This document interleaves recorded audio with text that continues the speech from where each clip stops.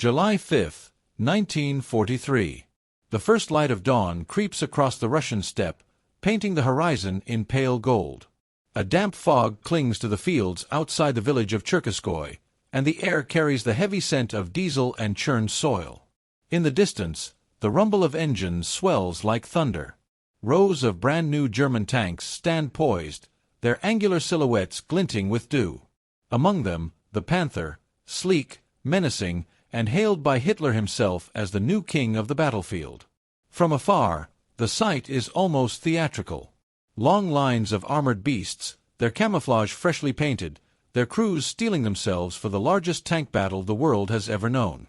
Soldiers whisper that these machines will turn the tide, that their sloped armor and devastating guns will erase the humiliation of the T-34. To the Wehrmacht, this is not just a machine. It is redemption forged in steel. Step closer, and the image changes. Beneath the growl of the Maybach engines lies a discordant cough, a mechanical hesitation. Drivers fight stiff gear levers, their gloves slick with sweat despite the cool morning. Mud already clings to the wide tracks, a reminder that the Russian earth is as much an enemy as the Red Army. Inside the cramped hulls, the air is suffocating, thick with the stench of oil, metal, and anxious breath. The gunner squints through polished Zeiss optics, knowing his weapon could pierce a Soviet tank at 2 kilometers. Yet the loader feels the weight of each shell like a curse, already imagining the exhaustion to come. And then, the order. Engines roar, treads bite into the damp earth, and the column begins to roll forward. The Panthers move like predators, low and purposeful. To the Soviet sentries waiting beyond the fog, the sight must feel apocalyptic, steel shapes gliding through the mist, their cannons raised like fangs. This is the moment Hitler promised, the dawn of a new era in armored warfare. But the battlefield is no stage, and reality has no respect for propaganda. One Panther lurches forward, then halts abruptly, smoke curling from its engine deck. Another grinds its gears, refusing to shift. A third sinks into the wet soil, its weight dragging it down as if the earth itself were swallowing the beast. What was meant to be a thunderous charge becomes a stuttering advance. Some crews curse, some pound their fists on useless controls, while others glance nervously at the fog ahead, knowing the Soviets are already waiting with guns loaded. This was the paradox of the Panther, a king in appearance, betrayed by its own heart. To Hitler, it was a weapon of terror. To the crews, it was a gamble between glory and disaster. And to history, it would become a cautionary tale, proof that even the mightiest machines can be undone by mud, mechanics, and human folly. Stay with me, because once you've seen how the king of the battlefield rose and fell, you'll understand why power without reliability is nothing but theater. The seeds of the Panther story were sown 2 years earlier. June 1941. Operation Barbarossa. 3 million German soldiers, supported by thousands of tanks and aircraft, surged across the Soviet frontier. At first, the invasion unfolded like another blitzkrieg. Panzer III and IV tanks spearheaded deep thrusts, columns of Soviet prisoners marched west, and propaganda painted the campaign as inevitable victory. But by autumn, something changed. Reports from the front described encounters with a Soviet tank that stunned German commanders, the T-34. Its appearance on the battlefield was like a rude awakening. German shells bounced off its sloped armor. Its 76.2 mm gun could knock out a Panzer at ranges beyond safety. And its wide tracks allowed it to traverse mud and snow with ease, while German machines floundered. In the words of one officer, it was as if the Russians had leapt a generation ahead overnight. This shock reverberated up the chain of command. For Hitler, the humiliation was intolerable. He had built his empire on the myth of German technical superiority. To discover that Soviet factories, crude and primitive by Nazi standards, had produced a tank that outclassed the vaunted Wehrmacht was unthinkable. In a meeting in late 1941, he demanded a response, a tank that would not only match the T-34 but surpass it so decisively that Soviet armor would never threaten again. The order spurred a frantic design race. 2 firms, MAN and Daimler-Benz, competed to produce prototypes. The design brief was simple but ambitious: combine heavy armor and firepower with the speed of a medium tank. The Panther would be the answer, a predator of steel capable of dominating the battlefield. But haste has consequences.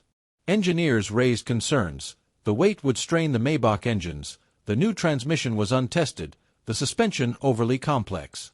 They warned that reliability could not be guaranteed if the vehicle were rushed into production. Their warnings were ignored. Hitler wanted the tank immediately, and the Reich's propaganda machine was already preparing to crown it as the king of the battlefield. By early 1943, the first Panthers rolled off the assembly lines. On the parade ground, they looked magnificent, angular armor, long-barreled guns, an aura of menace that dwarfed the older Panzer IVs beside them.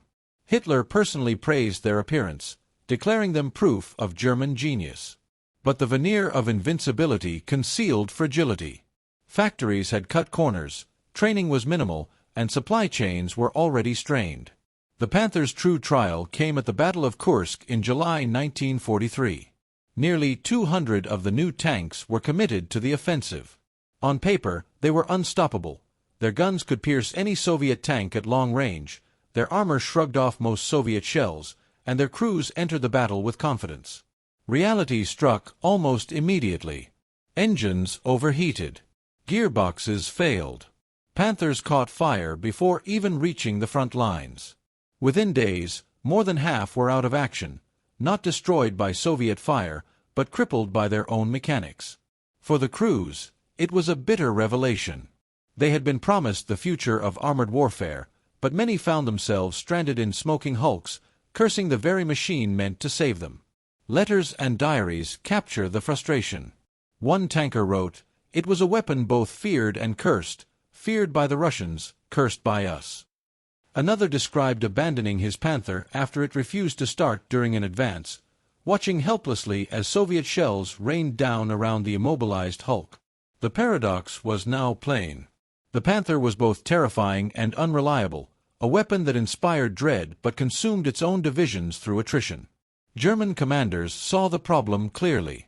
On paper, their divisions boasted hundreds of Panthers. In reality, only a fraction were operational at any given time. The rest sat in workshops, waiting for spare parts that rarely arrived. This was the Panther's curse from the beginning. It embodied the strengths and weaknesses of the Nazi war machine itself, technologically daring, ahead of its time in concept, but undermined by hubris, over-engineering, and logistical weakness. It was too heavy for the roads and bridges of Eastern Europe, too complex for mass production, too fragile for the unforgiving conditions of the front. For historians, the Panther raises a haunting question. Was it truly the king of the battlefield, as Hitler proclaimed? Or was it the perfect symbol of Germany's fatal flaw, a belief that brilliance in design could overcome the brutal arithmetic of war? That is the question this story must answer. To do so, we must peel back the steel, examine the mechanics, and walk the battlefields where the so-called king stumbled. Only then can we understand why a tank that looked invincible in propaganda ended up abandoned in mud and snow. The paradox of the Panther can be stated simply. It was the most dangerous tank of its time when it worked, yet it betrayed its own crews more often than it saved them. To understand how this paradox shaped the war, we have to peel back the steel, crawl into its cramped interior, and see the machine as its men knew it, both weapon and curse. The first thing that strikes you is the gun. Long, elegant, and lethal, the 75mm KWK 42L/70 dominated battlefields with a voice like thunder. Its shells screamed out of the barrel at nearly 1 kilometer per second. On the open steppe, a Soviet T-34 might appear on the horizon at 1,500 meters. For the old Panzer IV, that was a distance of frustration. Its shells would bounce harmlessly or fall short. For the Panther, it was almost routine. One squeeze of the trigger, one crack of sound, and the Soviet tank was pierced as if its armor were paper. Crews trusted that gun as if it were a divine instrument. German optics, crafted by Zeiss, gave gunners crystal clarity. Compared to the cloudy glass of Soviet sights, it was the difference between striking with a surgeon's scalpel and stabbing blindly in the dark. At long distances, the Panther always struck first, and in armored combat, striking first often meant living to tell the tale. But the beauty of the gun came with hidden costs. The shells were long and heavy, each casing the length of a man's arm. Loaders bent their backs, sweating and cursing as they dragged them into the breach. In the chaos of a prolonged firefight, exhaustion set in quickly. Ammunition racks filled the cramped spaces, but never seemed enough. The weapon gave the Panther its fangs, yet it demanded a relentless toll in muscle and stamina. Then there was the armor.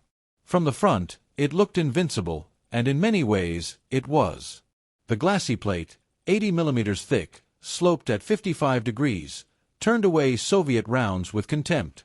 Tankers who once felt naked in Panzer IIIs or IVs suddenly carried a shield that could shrug off punishment.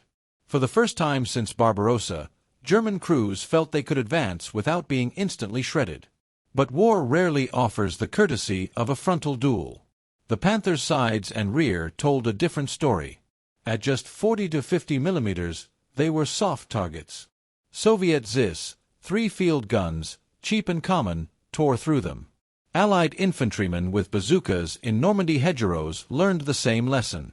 Face the Panther from the front, and you would likely die. Catch it from the side, and you could bring down the beast. It was like a boxer with an unbreakable jaw but ribs of glass. Step deeper inside, and you hear the Panther's true curse, its heart. The Maybach HL-230 engine, a massive V12 producing nearly 700 horsepower, was powerful on paper. But paper is forgiving, and the battlefield is not. The engine was designed for lighter vehicles, and inside the 45-ton bulk of the Panther, it strained. Heat built quickly in the Russian summer. Oil leaked. Fires ignited. Crews joked grimly that the Panther was as likely to kill them by fire as by enemy shell. Worse, it was insatiable. The tank drank up to 3 liters of fuel per kilometer. Imagine a single tank draining enough petrol on a short march to rob an entire infantry unit of supplies. Germany, already strangled by shortages, could not hope to keep the beast fed. If the engine was fragile, the transmission was treacherous. The ZF 7-speed gearbox demanded the hands of a pianist, not the fists of a frightened conscript. Under the stress of combat, gears cracked, bearings shattered, and tanks froze in place. At Kursk, reports poured in, Panthers abandoned not from enemy fire, but because their transmissions seized halfway across a field. The crews were left cursing, lighting fuses, and retreating on foot. Even the suspension, hailed in design offices as an innovation, betrayed them. The interleaved road wheels and torsion bar system gave the Panther a smooth ride, steady enough that gunners could fire accurately on the move. Compared to the bone-rattling Panzer III, the Panther glided. But elegance hides complexity. In autumn rains, mud packed between the wheels. In winter, it froze solid, locking the tank in place. Replacing one wheel often meant stripping away several others. A breakdown that should have taken minutes stretched into hours, sometimes days, and no crew had that kind of time when artillery thundered nearby. It is tempting to look at the Panther as a marvel undone by misfortune, but the truth lies in comparison. Put yourself in the shoes of a German general in 1943, reading 3 reports stacked on your desk. One describes the Panther, 45 tons, a gun that kills anything at 1,500 meters, armor that deflects most Soviet rounds, but a warning that half will not start tomorrow morning. Another describes the Soviet T-34, lighter, weaker, but simple, agile, and built in numbers that defy imagination. The third describes the American Sherman, modest in firepower, unremarkable in armor, but supported by endless convoys of spare parts and replacements. Which tank wins the war? The numbers make the decision clear. At 500 meters, the Panther's gun could penetrate 138 millimeters of armor. The T-34 could manage just 70. The Sherman, 88. The Panther's glassy plate stood 80 millimeters thick, angled to turn shells aside. The T-34's was 45, the Sherman's 63. On the surface, the Panther outclassed them all. But what do numbers mean if your machine refuses to move? The T-34 could sprint at 55 kilometers per hour, the Panther 46, but the Soviet tank achieved it day after day while the German often died on the march. The Sherman, though technically inferior, was there in swarms, with replacements ready before the wrecks cooled. This is why mud and cold became greater enemies than any gun. On the Eastern Front, nature ruled. In summer, dust-clogged filters and choked fuel pumps. In autumn, the Rasputitsa turned roads into lakes of sludge that swallowed tanks whole. In winter, engines refused to start, lubricants congealed, and gearboxes cracked. The T-34 was born of this earth. Its wide tracks skimmed over mud, its simple engine turned even in the cold. The Panther sank, froze, or burned. Soldiers wrote of nights spent coaxing dead engines, of mornings wasted clearing ice, of battles lost before they began. The tank they had been told was invincible betrayed them not to enemy shells, but to the soil beneath its tracks. And so the Panther's greatest enemy was not the T-34 or the Sherman, but the Reich's own illusions. German commanders wrote that divisions looked powerful on paper, boasting hundreds of Panthers. In reality, barely half were fit to fight. Generals hesitated to launch offensives, knowing that attrition from mechanics would hollow their strength before the enemy even engaged. The machine meant to embody German superiority became a symbol of its overreach, powerful in appearance, fragile in essence. The paradox was complete. The Panther was feared by those who faced it, cursed by those who drove it, and betrayed by the very ground it rolled upon. Like the Reich itself, it projected an aura of invincibility, yet beneath that steel skin lay weakness waiting to be exposed. The Panther's contradictions were not abstract. They played out in fire and mud, in specific battles where soldiers learned the hard way what their machines could and could not do. To see the Panther's truth, we must walk those battlefields: Kursk, Normandy, the eastern retreats, and finally the ruins of Berlin. Each was a test, each a revelation, and together they tell the full story of how a weapon meant to dominate instead mirrored the Reich's collapse. July 5, 1943. The largest armored clash in history begins. At dawn, as artillery lights the horizon, German columns rumble forward toward the Kursk salient. In the vanguard are nearly 200 Panthers, fresh from the factory, their paint barely dry. 4 months, German propaganda has promised that these machines will erase the humiliation of the T-34. Crews steel themselves with confidence. They believe they are about to unleash a new era of armored war. The first kilometers prove otherwise. Engines overheat in the summer dust. Gearboxes seize. One Panther bursts into flames before even reaching the front. Others grind to a halt, their transmissions locked solid. Within hours, more than 40 are out of action, not from enemy fire but from their own fragile hearts. To the men inside, the betrayal is crushing. They advance into the maelstrom knowing that at any moment their machines might die beneath them. Yet those that fight reveal their terrifying potential. A Soviet tank emerges across the fields, a T-34-76, the very machine that inspired the Panther's creation. At a range of 1.5 kilometers, the German gunner squeezes the trigger. The shell slams through the Soviet tank, tearing it apart. For the survivors who watch, it is like witnessing a predator strike down prey with a single blow. From the front, the T-34 has no chance. Crews later recalled their awe: "Our shells struck like lightning. The Russians burned before they could reach us." But the battlefield is never one-sided. Soviet gunners adjust, learning to target the Panther's flanks. At close range, the ZIS-3 field gun, firing 76.2 mm shells, finds its mark. Panthers hit from the side erupt in flames, their crews scrambling from hatches or trapped in the inferno. By the end of the first week, fewer than half the Panthers remain operational. Some have been destroyed by enemy fire, but far more sit abandoned, engines ruined, gearboxes shattered, or simply stuck in the mud. German commanders write bitterly of the disaster. Guderian himself admits that the Panthers were committed too early, rushed into battle without proper testing. The machine meant to symbolize redemption instead exposes Germany's desperation. Kursk proves the Panther's paradox with brutal clarity: magnificent on paper, lethal when functional, but crippled by its own fragility. For Soviet soldiers, the lesson is equally clear. They learn to fear the Panther at range, but also to exploit its weaknesses. Outflank it, bog it down, target its sides, and the beast falls. One Red Army diary describes approaching a silent Panther, abandoned in a field.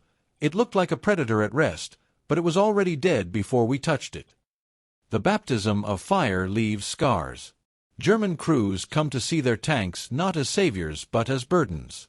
The myth of invincibility has cracked, and though the Panther will continue to fight, it does so under the shadow of Kursk. And yet, despite this harsh debut, Hitler refuses to abandon his creation. He orders more built, thousands more, convinced that the flaws are temporary, that the Panther will still become the cornerstone of his armored legions. The war will soon test that belief again, not on the open steppe, but in the tangled hedgerows of Normandy. June 1944.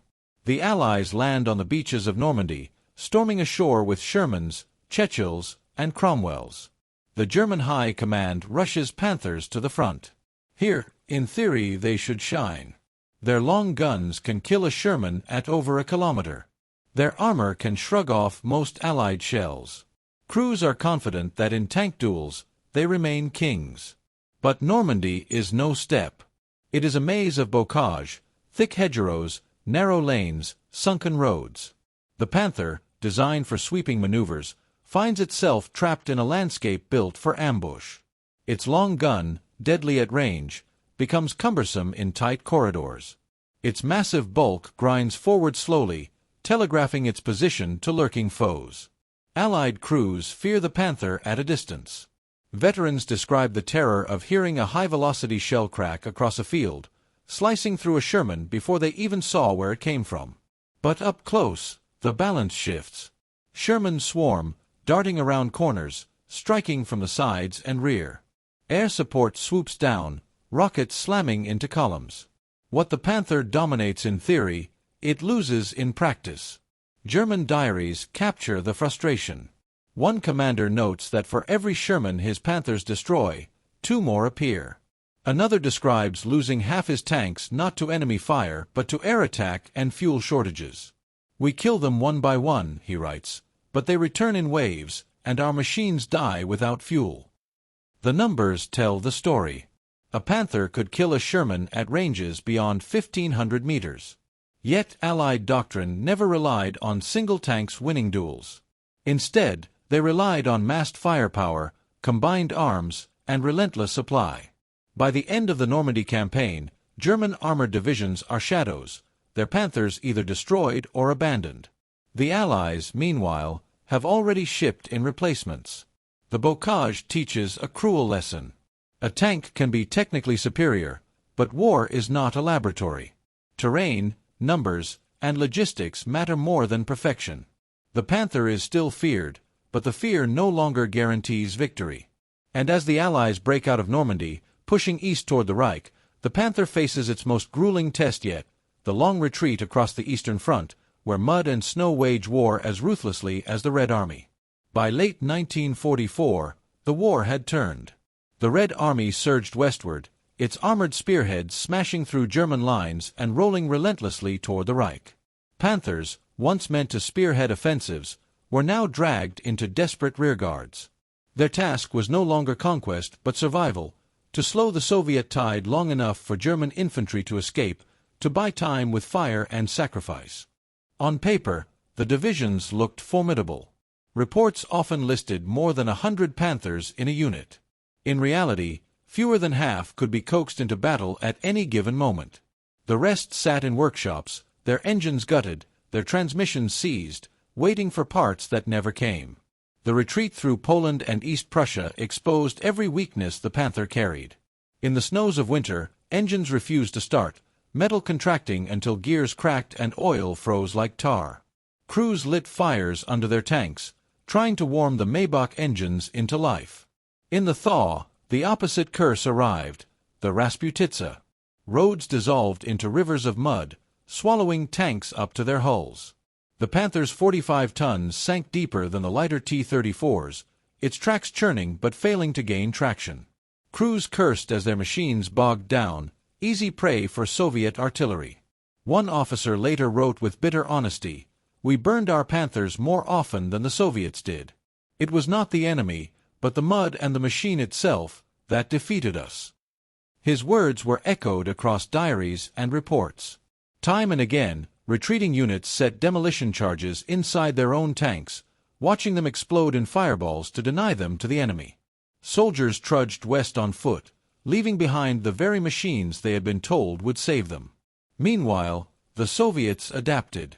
The T-34-85, an upgrade of the original design, now carried an 85mm gun that could challenge the Panther even from the front under the right conditions. Supported by waves of infantry, artillery barges, and aircraft, the Red Army pressed forward with relentless momentum. If one tank fell, 5 more arrived behind it. Against this tide, the Panther's technical brilliance seemed irrelevant. Numbers and endurance mattered more than perfection. Soviet propaganda capitalized on the spectacle.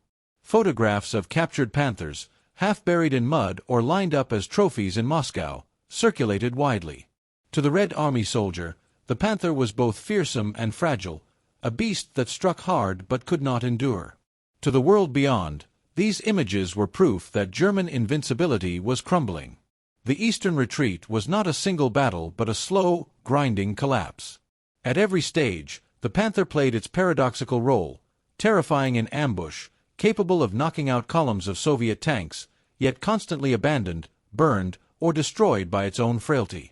Crews came to see their machines less as weapons of salvation and more as burdens that demanded constant attention, punishing them with breakdowns in the middle of firefights. By the time German forces fell back into the borders of the Reich, the Panther was no longer a promise of dominance but a symbol of exhaustion. Its story, however, was not finished. One final chapter remained, written in the ruins of a dying capital. Berlin would be the stage where the so-called king of the battlefield made its last stand. April 1945. The city of Berlin is already half in ruins, its avenues buried beneath rubble, its buildings blackened by months of bombing.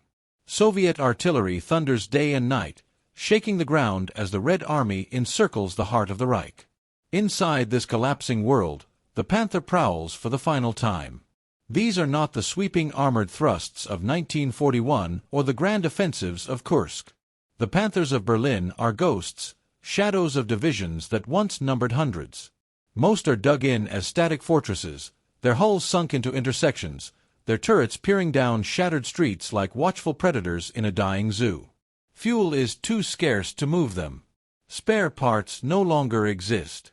What remains of the Panther's mobility has been sacrificed to turn it into a last-ditch gun platform. For the civilians huddled in basements, the sight is both terrifying and strangely comforting. These machines are all that stand between them and the Red Army. For the crews inside, it is a death sentence. They know the war is lost. They know that every shell fired is delaying the inevitable by minutes, not hours. But still, they load, aim, and fire. And when they fire, the Panther still proves deadly. Soviet T-34-85s rumble forward through the wreckage of Unter den Linden. From behind a barricade of rubble, a Panther unleashes its 75mm gun. The shell tears through the lead tank, igniting it in a blossom of fire. Another shot slams into a second, scattering Soviet infantry into cover. For a brief moment, the old aura returns, the Panther, striking with lethal precision, turning streets into killing zones. But the city is not the steppe. Every street corner is a trap. Soviet infantry swarm the ruins, darting between collapsed buildings, closing in with grenades and anti-tank rifles. From above, artillery and rockets rain down. The Panther, with its slow turret traverse, cannot keep up. Once flanked, its thin sides and rear armor give way. Crews die in seconds, or scramble out of hatches only to be gunned down in the streets. In some cases, the Panthers simply run dry. Engines cough their last, fuel tanks empty. Without mobility, the tank becomes a bunker. Crews use their remaining shells, firing until the breech is empty, then destroy their own machine before retreating on foot, if retreat is even possible. One German teenager, pressed into service during those final weeks, later recalled standing beside a Panther on Wilhelmstrasse. The crew, men in their 20s who looked ancient to him, shared a cigarette as Soviet shells fell closer. They laughed bitterly, knowing they would not survive the day. "The tank was magnificent," he wrote years later, "but in that moment it was already a coffin." The Soviets documented these last duels with cold efficiency. Panthers destroyed in the streets of Berlin were photographed and displayed as evidence of victory. To the Red Army, they were trophies. To history, they were relics of hubris, machines built to terrify, reduced to wreckage amidst the rubble of a fallen capital. By the time Berlin fell on May 2nd, the Panther was finished. Hundreds had been built, thousands fought across the eastern and western fronts. Yet in the final tally, the tank that was supposed to be Hitler's king of the battlefield ended as a burnt-out carcass in the ruins of his capital. Its legend lived on, but so did the memory of its failures. The story of Berlin closes the arc that began at Kursk. Introduced with promises of invincibility, the Panther had revealed its power and its fragility. In the end, it mirrored the Reich itself, outwardly formidable, inwardly broken, undone not only by enemies but by its own illusions. The ruins of Berlin marked the Panther's end, but the lessons it left behind are best understood when measured against its rivals and siblings. The Panther was never alone. It was part of a family of machines, each embodying a philosophy of war. And it was in those contrasts that Germany's mistakes became undeniable. Consider first the Tiger. Larger, heavier, and more famous, the Tiger I carried an aura that even the Panther could not match. Its 88mm gun struck terror across the front, capable of destroying Allied tanks at ranges far beyond their reach. Its armor was so thick that crews often joked they felt invincible inside. But the Tiger's bulk was its own curse. 57 tons of steel that moved slowly, devoured fuel, and was produced in numbers too small to matter. Where the Panther was supposed to balance firepower and mobility, the Tiger sacrificed everything for dominance. Together, they showed the same flaw: brilliance without sustainability. The Allies chose a different path. The American Sherman, often derided as a death trap, was modest in every category: thinner armor, a weaker gun, and less intimidating design. But its genius was not in any single statistic. It was in the system behind it. A Sherman destroyed on Tuesday could be replaced by Thursday. Spare parts flowed from factories to the front in endless convoys. Mechanics could repair a Sherman in hours where a Panther required days. In Normandy, this difference mattered more than raw numbers on a chart. For every Panther that prowled a lane, the Allies could field 3 or 4 Shermans, and if one burned, another was already waiting in the hedgerows. The Soviet T-34 revealed another philosophy. It, too, was no match for the Panther one-on-one, especially the early 76mm versions. But the T-34 was born of Russian soil. Wide tracks floated it across mud and snow. Its diesel engine started in the cold where Maybachs groaned and failed. It was rugged, forgiving, and easy to produce. In 1942, the Soviets produced over 12,000 T-34s. Germany produced only a few hundred Panthers that same year. By the time the Panther arrived at Kursk, Soviet factories were churning out replacements at a scale that no German design, however brilliant, could counter. Even within Germany's own arsenal, the Panther's paradox was evident. The Panzer IV, older and less glamorous, remained reliable throughout the war. Its shorter gun and thinner armor left it vulnerable, but commanders trusted it. Spare parts were available, crews could keep them running, and divisions armed with Panzer IVs often boasted higher operational readiness than those with Panthers. If Hitler had chosen to refine the Panzer IV instead of pursuing the Panther, his divisions might have fielded more reliable armor at critical moments. This was the road not taken, the choice of practicality over prestige. And that was the essence of the German mistake: a belief that engineering brilliance could substitute for strategy, logistics, and time. The Panther represented that error in its purest form. It was over-engineered, rushed into service, and deployed in numbers too small and too fragile to change the course of the war. What if Germany had built simpler tanks, produced in greater numbers, supported by stronger logistics? Could the Eastern Front have been held longer? Could the Western Allies have been delayed? Perhaps, but history suggests otherwise. By 1943, the industrial balance was already tilted. American factories produced Shermans like clockwork, Soviet lines churned out T-34s by the thousands, and German cities were burning under Allied bombers. Even if the Panther had been flawless, it could not have closed the gap. Yet the Panther remains important not because it could have changed the war, but because it revealed the flaw in German thinking. It was a machine designed for duels, one tank against another, judged by firepower and armor thickness. But war was never about duels. War was about supply lines, terrain, weather, and the ability to keep fighting tomorrow. On that battlefield, the Panther lost. This, in the end, was Germany's greatest mistake, to believe that perfection in design could overcome imperfection in strategy. The Panther was their proof, a predator in theory, a liability in practice, a monument not to power but to pride. And as the Reich crumbled, so too did its machines. What survived was not the myth of invincibility, but the lesson that complexity without reliability is a path to ruin. When the guns finally fell silent in May 1945, the Panther lay scattered across Europe, burned out hulls in Russian fields, gutted carcasses in French lanes, abandoned wrecks along the roads of Germany. To some, they were symbols of fear, reminders of the terror they once inflicted.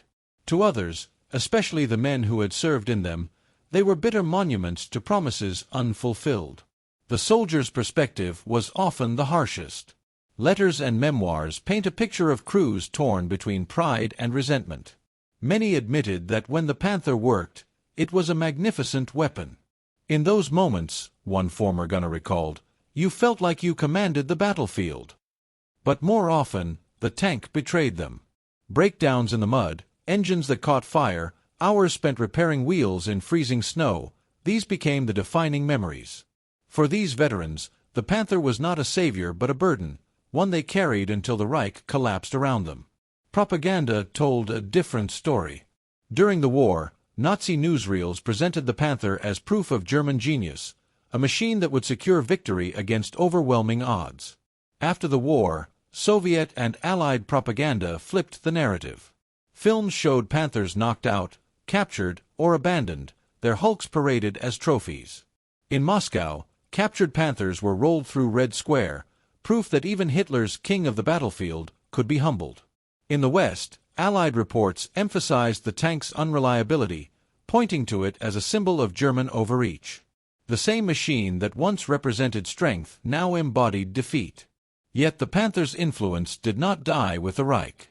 Military engineers studied it carefully in the years after 1945. Its sloped armor, once a radical feature, became standard in post-war tank design. American, British, and Soviet designers all recognized the effectiveness of angled plates in deflecting incoming fire. The US M-26 Pershing and the Soviet T-54 both carried echoes of the Panther in their geometry.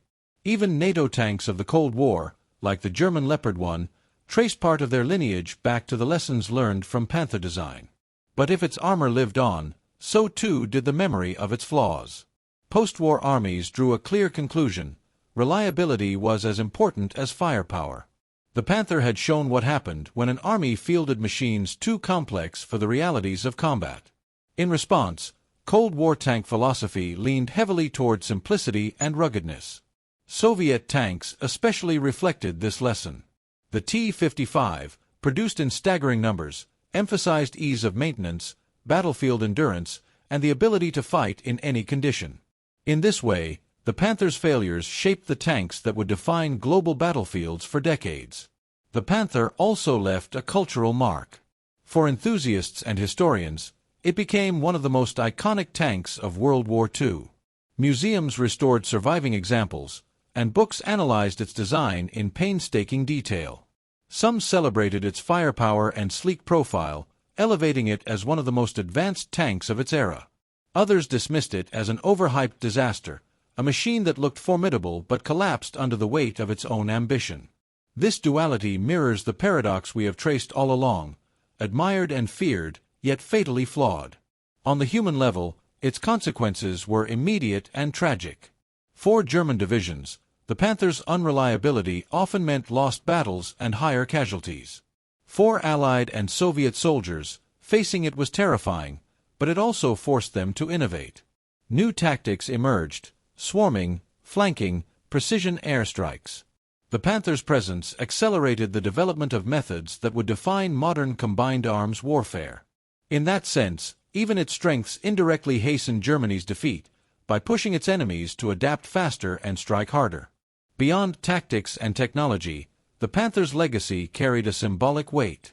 It embodied the nature of the Nazi war machine itself, bold, advanced, terrifying on the surface, yet hollow beneath. Just as the Reich projected an image of unstoppable power while rotting internally, so too did the Panther appear invincible while breaking down in the mud. For survivors who lived through those years, the tank became a metaphor, proof that hubris and spectacle cannot win wars against endurance and practicality.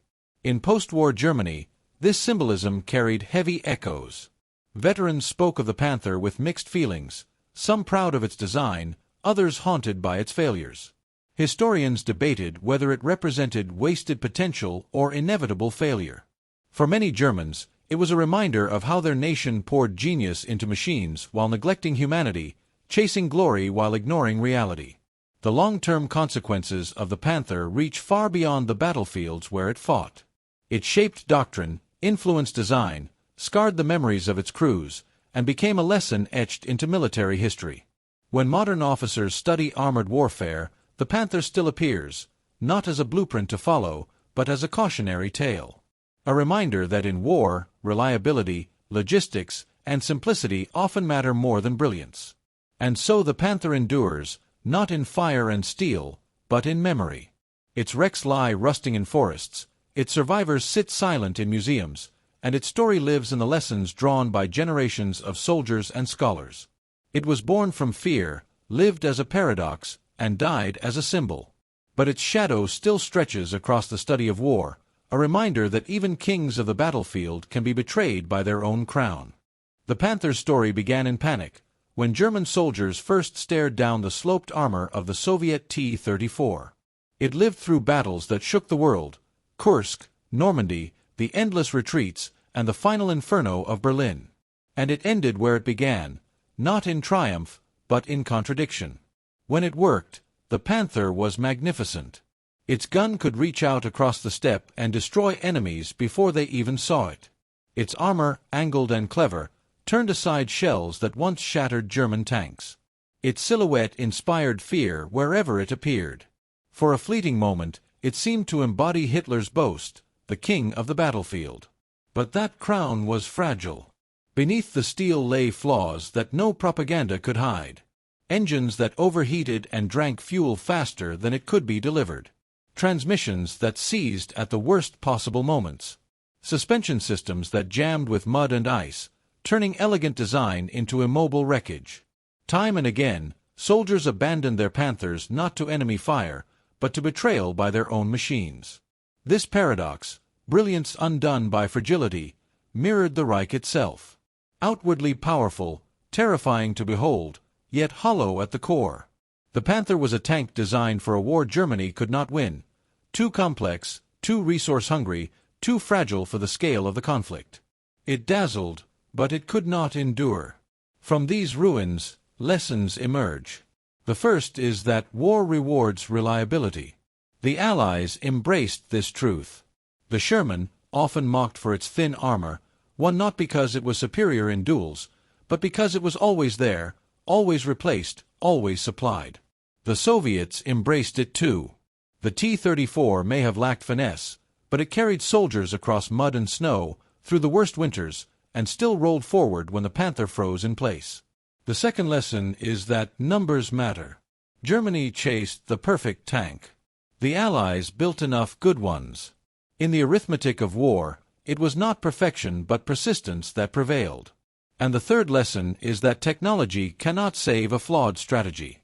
The Panther could not compensate for fuel shortages, for bombed factories, for an enemy whose strength grew while Germany shrank. Machines, no matter how brilliant, cannot rescue ambition divorced from reality. Today, the Panther survives in museums, silent behind ropes and glass. Children gaze at its angular armor. Veterans recall the fear it inspired. Historians argue whether it was the greatest tank of its time or the greatest failure.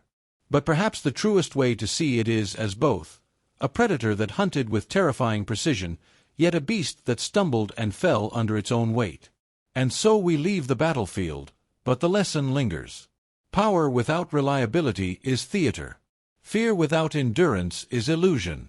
The Panther taught this in fire and mud, and its story remains a warning written in steel. If you've stayed with us through this journey, from Kursk's dawn fog to Berlin's ruins, you now understand why Hitler's king of the battlefield was never truly a king at all. It was a crown of iron rusted by mud, shattered by mechanics, and buried with the Reich it served. And before you go, here's my final invitation.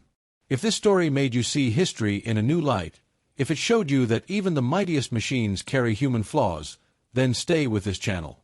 We explore not just the battles, but the men, the machines, and the decisions that shaped them. Subscribe, join the community, and help us keep bringing history to life, with all its contradictions, triumphs, and tragedies. And if you found this story compelling, share it, because these lessons from the past are worth carrying forward. History is never just about what happened. It's about what it meant, and what it still means today. And the Panther's meaning is clear. No machine, no matter how brilliant, can escape the truth of war.